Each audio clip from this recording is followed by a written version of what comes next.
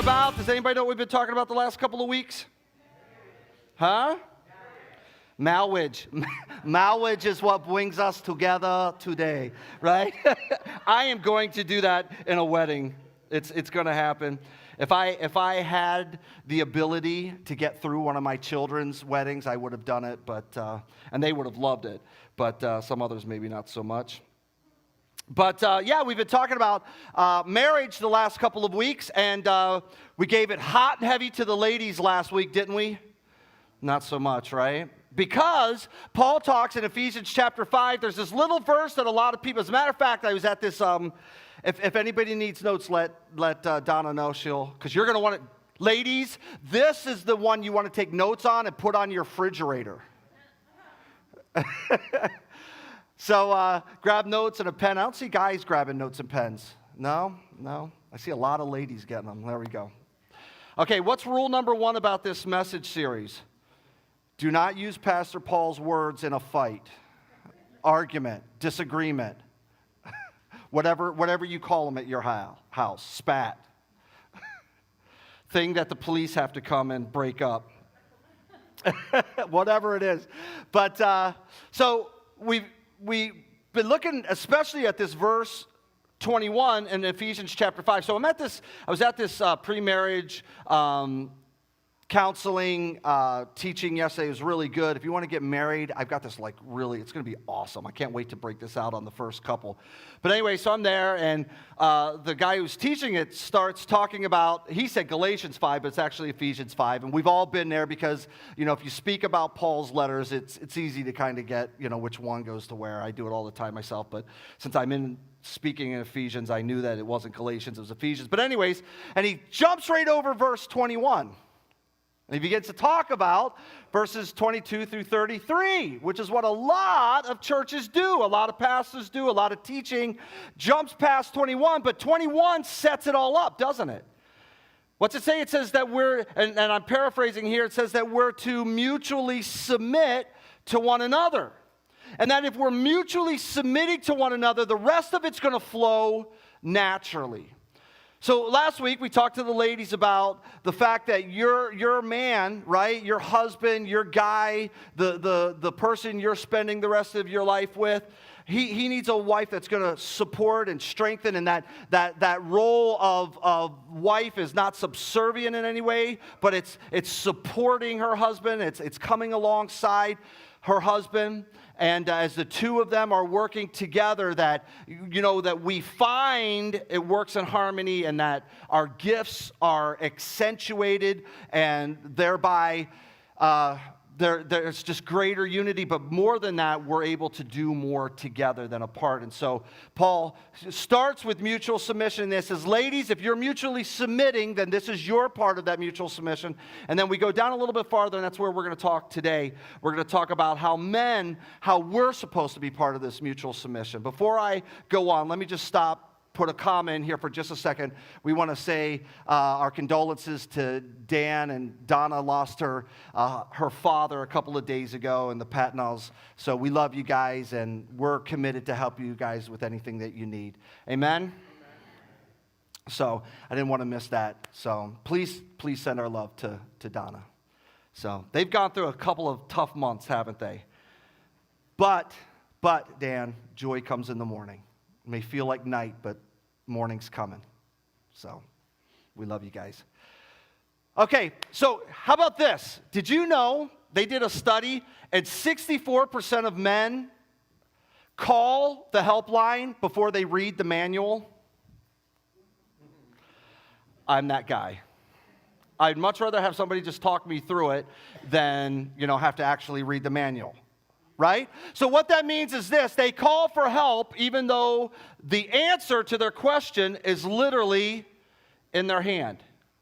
Right? And here's the correlation to that this morning.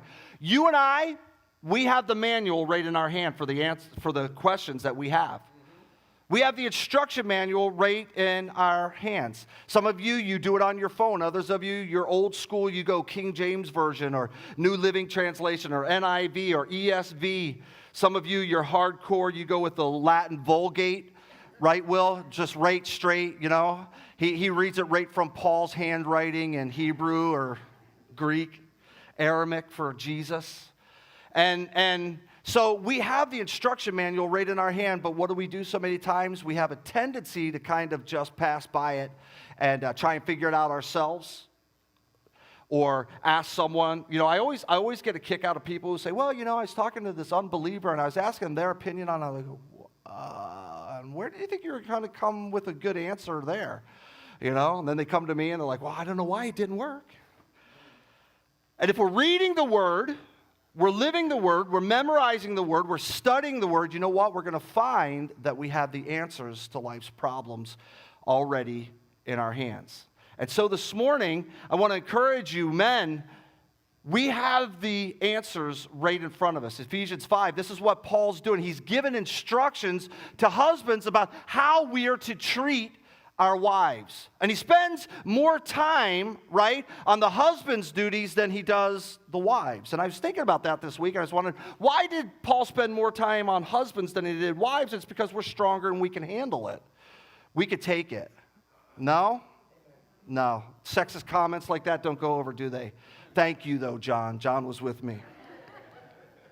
Every other guy was like, nope. Not this morning, Pastor. Maybe it's because we need more instruction. I don't know. So listen, what Paul says to men, I'm just going to warn you now, guys. If you're single, if I was a single guy, I would be taking notes today like there was no tomorrow. Okay? Because this is it. You want to find a good woman. You want to find a good wife. You want to have a good marriage. Some of us, we got to deconstruct some things and build up new things, and that's good. There's nothing wrong with that. But let me tell you, if you're single, take as many notes as you can today. Get this down. Get this in your heart. Begin practicing now for the kind of man that your wife deserves down the road. Because what Paul instructs us and the instructions that Paul gives to us, listen, these are lofty goals for us to aspire to, men. And he doesn't make it easy. And it's not meant to be easy necessarily. Can I tell you something? If you've been married for more than 2 days, you know what you know? Marriage isn't easy. It's work. That was a good amen spot for everybody, right? It is. And there's nothing wrong with that. Being a parent isn't easy either, is it? Amen. A little too aggressive there. It is true. And you know what? It's not meant to be easy. But you know what? God comes alongside of us. Especially when we follow after Him. Especially when we go hard after God. He comes alongside of us. And He gives us the grace. And He gives us the ability to do it. So Paul gives us a manual on how a man should treat his wife. And problems arise, guys, can I tell you something? This is why we need to be in the Word, men.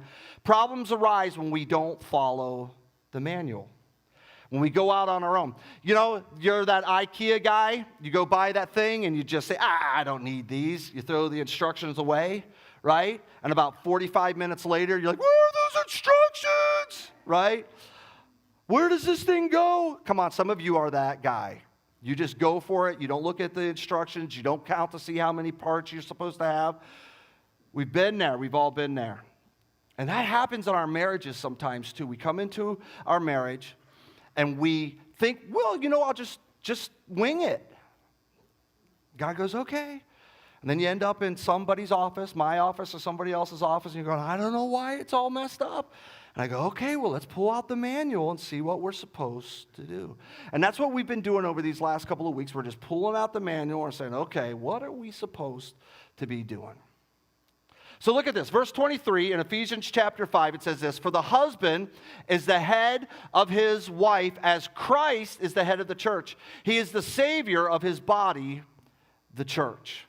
Verse 24 says this, as the church submits to Christ, so you wives submit to your husbands in everything. Verse 25, for husbands, this means love your wives just as Christ loved the church and gave himself up or gave up his life for her, to make her holy and clean, washed by the cleansing of God's word. Now look at this. In verse 25, Paul writes of sacrifice. He says, and what does Jesus do? What did Christ do? He gave himself up for her, gave himself up for the church. There's sacrifice involved. And he says, as the head of the home, as the head of your marriage, guys, you're to model your headship. You're supposed to model the lead position in the home with what? Not with authoritarianism, not with you're going to do as I say, me man, you woman. No, he says, how do you lead? You sacrifice. Just like Christ has sacrificed for the church. And he speaks of this ultimate sacrifice that Christ has made. And he says, guys, we're to model in our home sacrifice. If we want mutual submission in our home, it starts with sacrifice. Our part of mutual submission, Paul says, is sacrifice.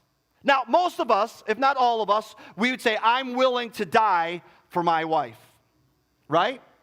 But I wonder this morning if we're willing to swallow our pride for our wife.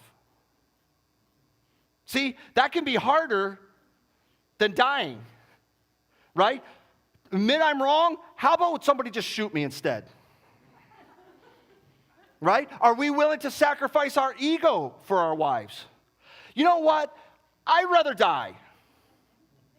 Come on, guys, let's be honest. We can be stubborn sometimes. And maybe that's what Christ is saying. He's saying, be willing to sacrifice some of the things that are actually even harder. We know that we would die for her, but are we willing to live in a way that she honors us? That she's willing to honor us? That she's proud to honor us? See, men, we demonstrate our lives, our love for our wives by our actions. It's an action thing. What's Paul say? Sacrifice. That's an action thing. But it's not just our actions, it's the intent behind our actions that also demonstrate our love for our wives. See, we're called to sacrifice for our wives. Look what he says in verse 27. He goes on, he said, Christ, he did this to present her to himself. I love that. Think about that. We're going to stand before Christ, but Christ has already done for us in order that as his bride, we will stand before him, right? As a glorious church without spot, without wrinkle or any other blemish. Instead, she will be holy without fault. Can I tell you, men, your wives are going to stand before God. And you have a responsibility. Listen, you and I as men, as husbands, we have a responsibility on how we are going to present our wives to God, how we're going to present our marriage to God. Have we led in a godly way? Have we done everything we can to present her the same way that Christ will present the church to himself, without blemish, without spot, without wrinkle? Can we say we led our homes in a godly manner? Have we led our homes in a way that our wives and our children will naturally want to follow after the pattern of our lives? That's what that means there. And if your wife has to take the lead of spiritual matters in your home, guys, something is wrong. And God's going to call us men to account. If your wife has to say, honey, we got to pray. If your wife is saying, honey, have you been reading the Bible? I could see there's an attitude problem. I could see this. I could see that. Honey, you know what? And she has to pray with the kids, and she has to lead the family to church, and she's the one who's constantly dragging the family along spiritually. Can I tell you something, men? Something is wrong. You have that responsibility as the head of the home. What's that head of the home mean? It means spiritually. It means that we have a responsibility to sacrifice some things in order that our wives and our children will naturally follow after God. Verse 28, in the same way, husbands ought to love their wives as they love their own bodies. Right? Some of you guys are loving your bodies too much. Right? I've been loving my body way too much during this holiday season. Right? We'll talk about that in just a moment. For a man who loves his wife actually shows love for himself. See, here's what happens. Paul instructs us to treat our wives as we treat ourselves. Like Christ is treating the church, that's how he says we should treat our wives. A husband should make sure that his wife has all she needs. Guys, listen to me. We need to make sure that our wives has everything she needs physically and emotionally. We're good providers. We're good at providing. What else does she need? She's got running water, a house, a car, right? I provide. I can't tell you how many times I've had conversations with men that go like that. And we're sitting together and we're talking, and the wife says, yeah, but I'd like to hear I love you without me having to tell you, not just on my birthday and Christmas, right? I'd like to be able to talk to you about things and communicate things to you, and you be there for me. I'm going to talk about that in just a moment. Guys, we have a responsibility in every matter to make sure that our wives are fulfilled. I'll be the first one to say I fall short on this.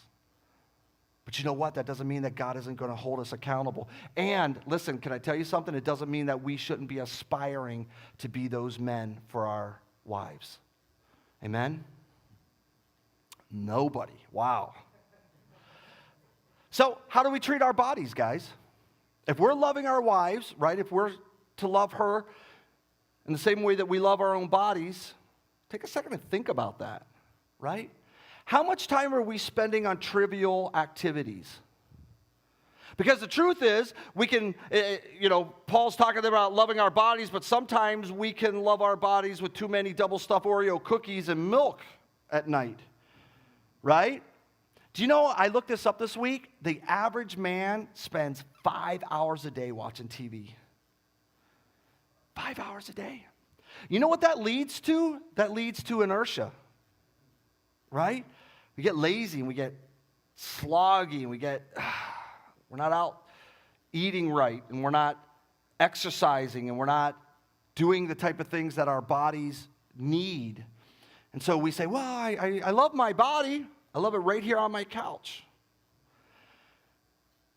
And that means that we sit too much. It means that we watch too much TV. And what that leads to, guys, is obesity.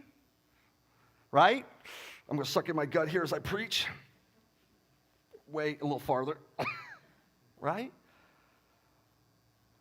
It leads to health problems. How many of your wives have been getting on you about your health? Come on, honey. I want you to be around a little longer. My wife says those kind of things to me when I get lazy and kind of, we've been doing this burpee challenge, a bunch of us. Whew, those things are hard. I thought 50 burpees would be nothing, Will. 17 about killed me, right? But what are we doing? How are we loving our bodies? Because listen, here's what's happening, and this is my point here. If we're spending a lot of time on trivial activities, if we're 35 years old and we spend 2 hours a day playing Xbox, or we're watching TV, or we're out with the boys, or whatever it is, you know what that means? We're not spending time with our wives. And what can happen, if we're not careful, as guys, we have a tendency to go to work all day, and then we come home and we just want to lay out. Come on, I'm guilty of it. Man, when I get home, I go hard all day. I don't want to do anything. I don't want to sit down and watch me a nice rom-com. Or not. So I just want to say something here, a little pause. I'm a good husband.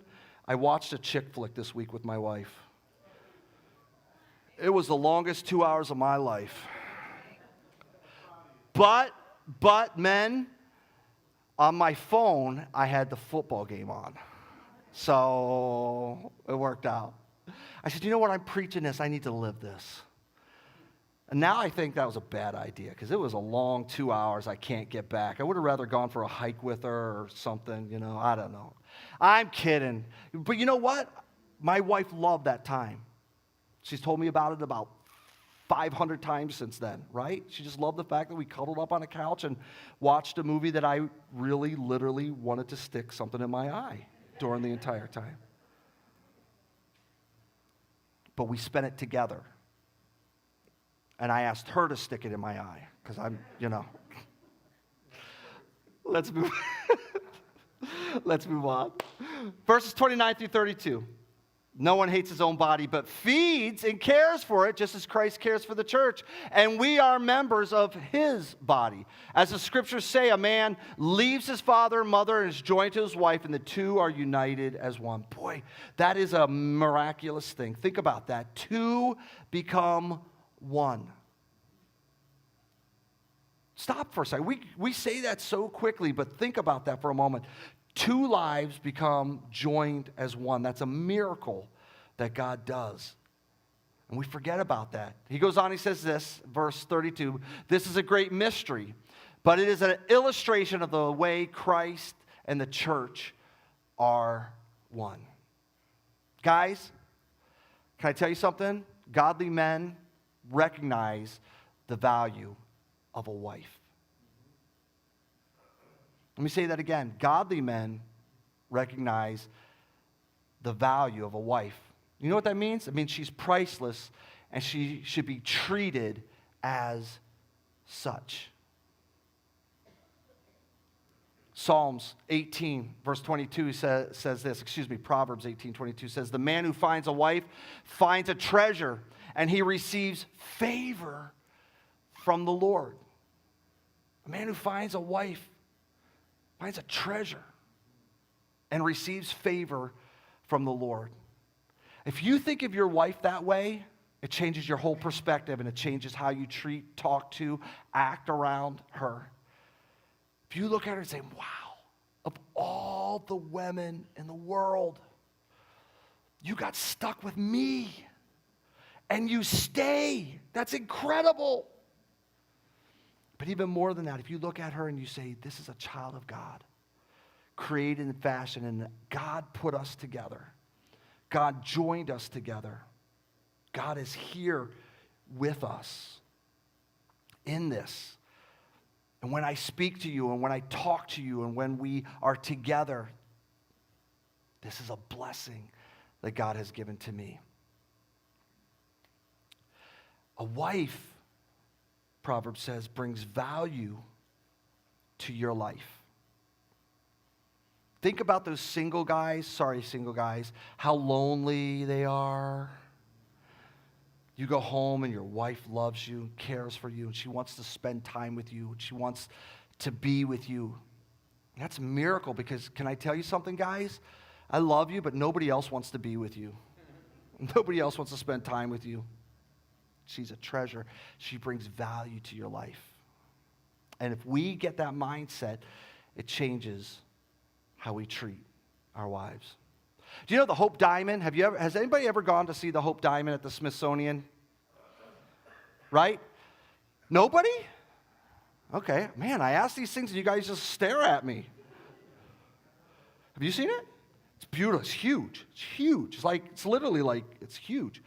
And so it's considered to be priceless. But did you know that the security system around it, what they've done to secure this priceless treasure, the security system alone is worth $500,000 just for that one rock.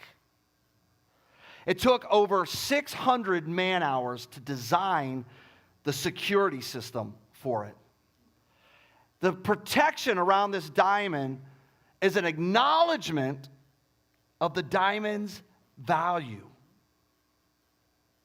Guys, how much value are you placing on the protection of your marriage? What steps do you take to make sure that your marriage is strong and secure? What value do you place on your marriage? See, the steps that you take, that you place on it, will demonstrate the value you place on it. Your wife needs to know that your marriage is valuable to you.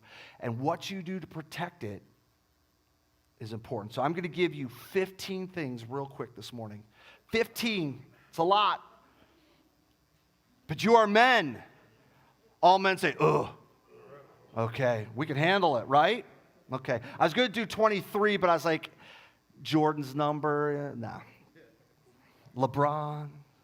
Okay, you ready? Here's some protections we can put on our marriages for our wives. Number one, treat her with respect in front of others. And that means when she's there and when she's not. Man, nothing is worth. And listen, there's a difference between joking around, okay? We're going to do that, and there's nothing wrong with that. But man, when you start cutting your wife down in front of other people, right? Guys, this number 2 is tough. Ready? Do not hide your feelings. Your wife wants to know how you feel. She wants to know what you're thinking. She wants to know what's going on in your waffle, right? How many of you started? Don't forget those books. I'm telling you, it opens up a lot. Jane's going to be out there today. I didn't realize a couple of weeks ago we didn't provide cash. If you're a cash person, there's cash.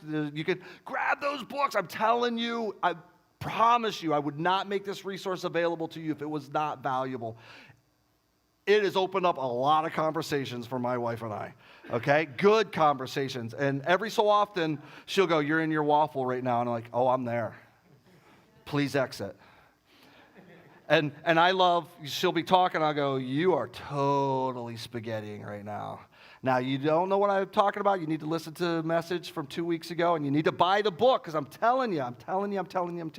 We don't make anything off of these things when we do it, so there's no money involved for us. It's a resource for you, so grab that book, and we'll get it to you. So who's been married the shortest amount of time in the room? Who we got? You guys? Okay, Jane, they get a free book. Okay? Going to help them out at the earliest. I should probably get the person who's the oldest, too, shouldn't I? Okay, you guys get a book, too. There you go. It's because she was the most enthusiastic about wanting one. And he's not there. You can read it to him in his sleep. Osmosis. Guys, don't hide your feelings. Your wife wants to know how you feel. I'm angry right now. You might want to leave the room. That works. Can I tell you, number 3, I think this is so important. Treat your wife with dignity in front of the children. Treat your wife with dignity in front of the children. We used to do this.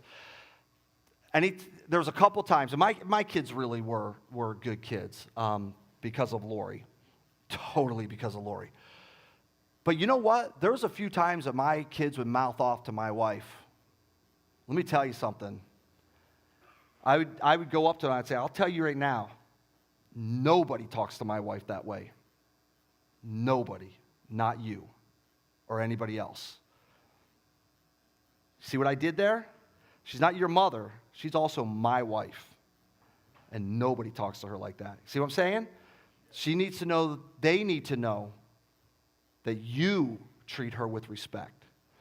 So I'd make them apologize, and then they had to break rocks for 4 hours.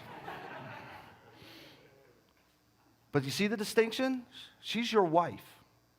She's not just their mother. They need to know that there are certain things about her being your wife. There's some lines that aren't crossed. But it also needs to be backed up by how you treat her in the home. What are we, number 4? Do not hide financial information from your wife. Your wife needs to know what's going on. Separate bank accounts and that kind of stuff. You know, and maybe there's reasons why you have to do certain things, business or whatever, but your wife needs to know what's going on financially in the home. Guys, can I tell you something? That's part of her feeling secure. If there's financial secrets and she doesn't know what's going on, that leaves a feeling of anxiety. Why is he doing that?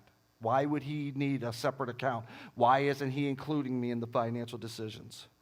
Ladies, if he includes you, remember we talked about this last week, go, "Oh, I don't really care, do what." No, at least fake interest in it. Because if you were here last week, remember I told you, if you don't at least show interest in it, there's going to come a point where he's not going to include you in those decisions. And you're going to go, "Well, why don't you include me in these decisions?" He's going to say, "Because you told me you didn't want to be included, and I'm back here. Well, I want to be now." Now, see what I'm saying? You got to change things. If he includes you, at least fake interest. Learn about it. Get involved, because you know what? It helps your marriage. And guys, it helps her to feel secure that you're not hiding anything from her. Next one is, do not act that you're better, like you're better than her. She should never feel like you're looking down on her. So don't act like you're better than her. What are we, number 6, 7? 6, always make decisions together. Together. Right? Because we mutually submit to one another. Now, we talked about this last week. If there comes a point where you're at logheads about something and you just can't come to the decision, this is where the man is the head of the home. And ladies, this is where you say, I'm going to, what did we say last week? Nobody got it. Trust. I'm going to trust you. And if he gets it wrong, we don't come back and go, see, you're an idiot. You're stupid. You just don't know what you're, right? We're not cutting them down. We say, you know what? We both couldn't make the decision. One of us had to make it. We move forward, right? But if we're making decisions together, then we feel solid about those decisions that are made. Guys, this is the weakest one for me. I'll be honest. I'm just going to be transparent. Listen to her with interest. Seriously, right? She's spaghettiing all over, and right, it's got to, we know we're going to get there, but boy, to get there, I just want to, could you just give me a roadmap of how long this is going to take sometimes, right? It could be hard. It could be hard, guys. Sometimes you have to fake it. But you know what? Oh, she's going to feel so much better if you'll stay there for the journey and listen to what she has to say with interest. Be interested in what she is doing and what her life's about.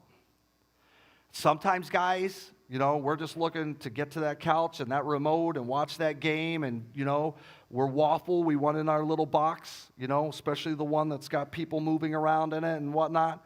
But you know what? Sometimes we just got to shut it off and just say, honey, what is it you need to tell me? What happened today? Tell me about it. Be interested. Okay, here we go. Help her with housework. Help her with housework. All the ladies said, amen. Okay, settle down. Okay. That was aggressive.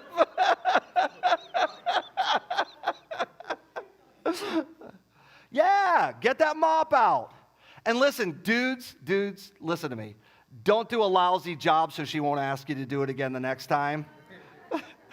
I'll show her. Help her out. You live there too. She isn't your mom. Notice Lori isn't here. I'm taking that one out for the next service. Guys, we're getting to the heart of it here. You ready? Guys, look at me. Control your roving eye. Job said this, I will not look lustfully on a woman. Control your roving eye. What are you looking at? Who are you looking at? How long are you looking at them? Right? Enough there. Respect her desires. What does she want? What's the longing of her heart? What are her desires? You know, my wife's desire, I joke about it, but my wife's desire the other night was to sit and watch a movie together. I wanted to watch the football game. I really wanted to watch the football game. Thank God I didn't, because Dallas won. That was actually worse than the movie. She just wanted me to do something she wanted to do. So I did. What are her desires? Can I tell you, guys, most of the time they're so simple, so simple. If we just take the time and step into her world for a moment, it makes such a difference. Makes such a difference. Don't only respect her desires, but also, guys, respect her privacy.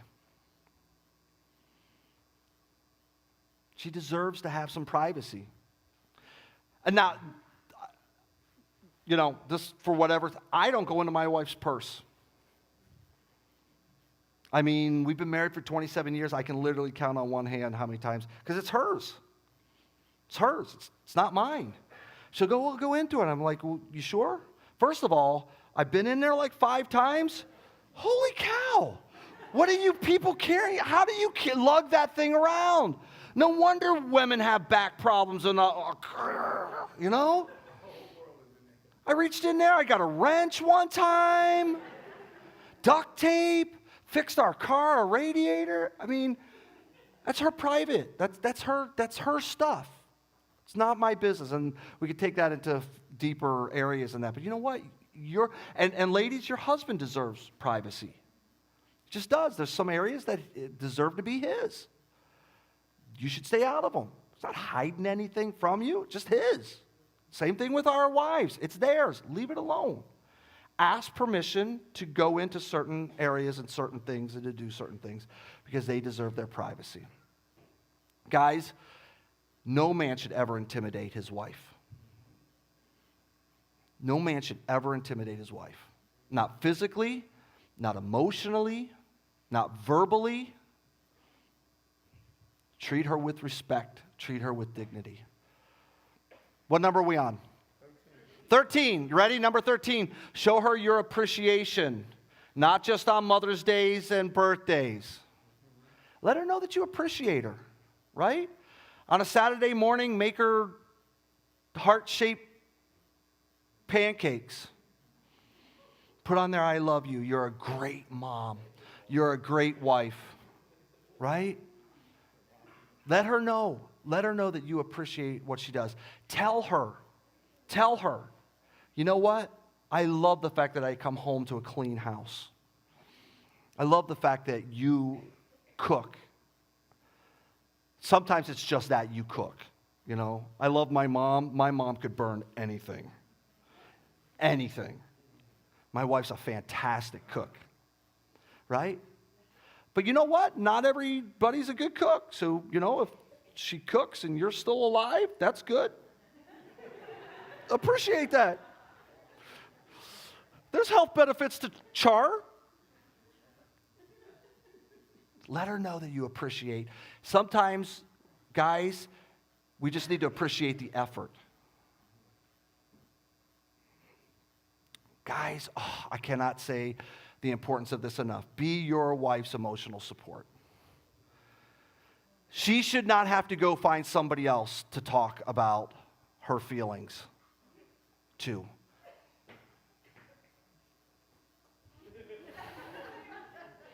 Come on down, Jesus is here. Man, this might be the best sermon I've ever preached.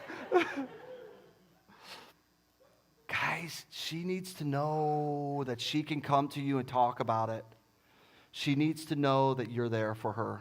She should not have to find somebody else to talk about her emotional. They should not be her emotional release. Listen. Guys, lean in. Hear me. This is where marriages get in trouble. Because the husband isn't there. There's some knucklehead at the office where she works, and she goes in and she pours his heart out there, and he goes, oh, it's okay. He just doesn't love you enough. I tell you, I would never treat you like that. If I had a woman as wonderful as you. Now, you're ready to go down there and punch his lights out, but can I tell you something? She would have talked to you in the first place if you had been there for her. And she won't have to go talk to Mr. Knucklehead if she's finding her emotional support at home. That was a good amen spot. Amen. Always be there for her. You know what women say they want more than anything else? Guys, they say, what do men want? Every guy in here knows exactly what I'm about to say. Sex. Women, you know what they say, number one? Security. Security. You need to be there for her. She needs to know that you're her safe place. emotionally, financially, physically, you name it. Go down the line. She needs to know that her husband, that guy is her safe place. You need to be there for her. Guys, we are going, as the worship team comes, guys, we're going to be held accountable for how we care for those that God has given to us to protect. That means our wives, that means our children. God's not going to judge us. God isn't going to pull us, when we get there, stand before him. God's not going to wonder about our job performance or our bank account, because that's what we tend to put our biggest, we work towards the hardest. That's not what God's going to judge us on. He's going to judge us how we took care of our wives. He's going to judge us how we took care of our children. It's not going to be our bank account. It's not going to be our job performance. Guys, I'm going to give you one line here that's worth this entire message. If you get nothing else I've said today, every man in this room, listen to what I'm about to say, because this is worth the price of admission. Your wives, my wife, they want to follow a man on a mission. They want to follow a man who's going someplace. They want to follow a man who's going hard after God. They want to follow a man who says, as for me and my house, we'll serve the Lord. Your wives will support a man on a mission. Your wife will go hard after you. She will support you. She'll provide everything you need if she knows you're going someplace that's worth going. And if she sees you get up every morning and spend time in the Word and prayer, if she sees you loving her the way that Christ loved the church, if she sees you being a good husband and a good father, I'm telling you right now, you won't ever have to tell her to submit. She'll follow hard after you. She'll run alongside of you. She'll support you. But you have to lead the way. You have to blaze the trail. She will go where you're going as long as you're going on a mission. So men, what say you? Are you going to be that man? Maybe you look at me and you go, I haven't been that man up to this point, Pastor. But you know what? Today's the day I draw the line. Today's the day I'll be the man that she wants me to be. You're not always going to get it right, guys. Today's the day I'm going to be the father, the husband, the partner my wife deserves, because you know what? She's a priceless treasure. And she makes me better. And she deserves that kind of man. That's you. I challenge you to start today. Today. God, I pray for our men. It's a challenging message. None of this is easy. It goes against kind of our natural tendencies, but God, I pray for our men today. I pray that we go hard after you, God. I pray that we'd be men of prayer. I pray that we'd be men of the word. I pray that we would be men who are going hard after you. Pray that we'd be the kind of man that our wives want to follow and support. The kind of man that our children want to be like when they grow up. God, I pray that we'd be men who are submitted to you wholly and completely. Because when we are our wives, it's natural, it's easy. Find us faithful. I ask this in the name of Jesus.